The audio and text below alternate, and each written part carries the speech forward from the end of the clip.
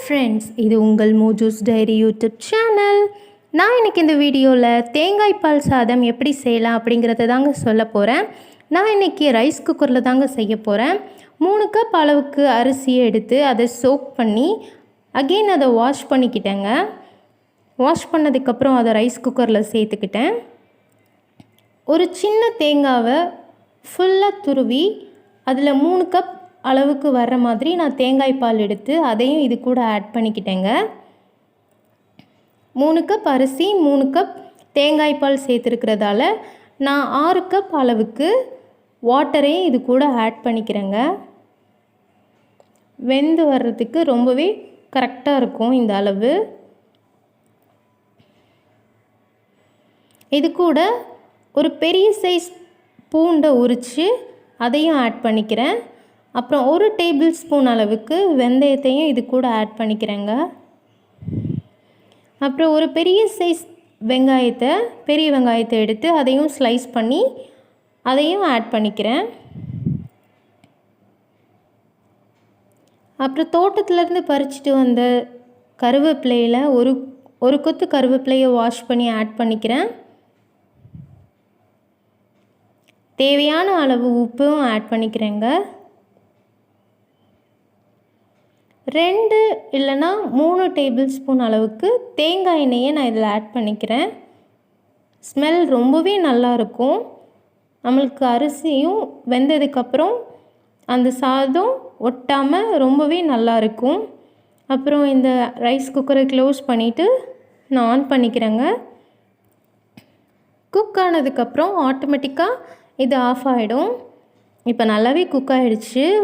வாசமே ரொம்ப கமகமன்னு இருக்குது. பாருங்கள், ஒன்றோட ஒன்று ஒட்டாமல் நல்லாவே வந்திருக்கு, உதிரியாகவே வந்திருக்கு.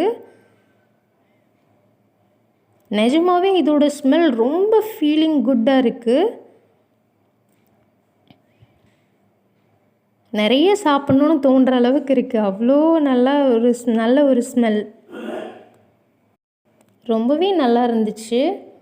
இதை டேஸ்ட் பண்ணி பார்க்கும்போது நல்லா இருந்தது. இதுக்கு சைட் டிஷ்ஷாக ஒரு அரை கப் தேங்காவை நல்லா துருவி எடுத்துக்கணும்.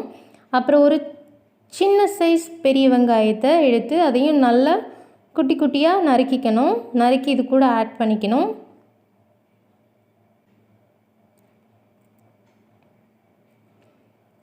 அப்புறம் ஒரு ஹாஃப் லெமனை இதில் ஸ்க்யூஸ் பண்ணி எடுத்துக்கலாம். இதோட டேஸ்ட் ரொம்பவே நல்லா இருக்கும்.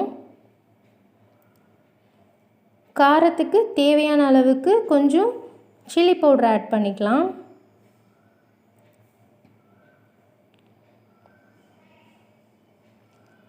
அப்புறம் மாசி கருவாடு எல்லாருக்கும் தெரிஞ்சிருக்கும்னு நினைக்கிறேன். மாசி கருவாடு, அந்த மாசி கருவாடை கொஞ்சம் ஒரு டேபிள் ஸ்பூன் அளவுக்கு எடுத்து ஆட் பண்ணிவிட்டு தேவையான அளவு உப்பையும் சேர்த்து ஆட் பண்ணிக்கலாம்.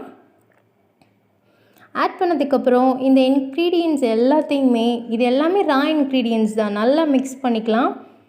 அப்போ தான் இதில் இருக்கிற அந்த புளிப்பு, காரம், உப்பு இது எல்லாமே ஈவனாக ஸ்ப்ரெட் ஆகும்.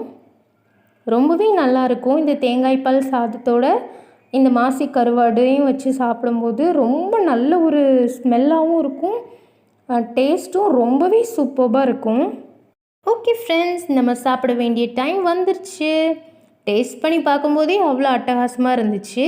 சரி, இப்போது சைட் டிஷ்ஷோடு சேர்த்து இதை சாப்பிட்டு பார்க்கலாம் எப்படி இருக்குது அப்படின்ட்டு. ரொம்பவே நல்லா இருந்தது. இது தட்டில் எடுத்து வைக்கும்போதே எப்படா இது ஃபுல்லாக சாப்பிட்டு முடிப்போம் அப்படின்ற ஒரு ஃபீலிங்கோடு தான் இருந்துச்சு. தேவையான அளவுக்கு கொஞ்சம் நமக்கு மாசி கருவாடையும் எடுத்து வச்சுட்டு கொஞ்சம் நிறைய வச்சு சாப்பிடும்போது இன்னுமே நல்லாயிருக்கும். சாப்பிட்டு பார்த்தா சரியான டேஸ்ட்டு, ரொம்பவே நல்லா இருந்துச்சு ஃப்ரெண்ட்ஸ். நீங்களும் இதை வீட்டில் செஞ்சு பாருங்கள், ரொம்பவே நல்லாயிருக்கும். சாப்பிட்டுட்டு கமெண்ட் பண்ணுங்கள்.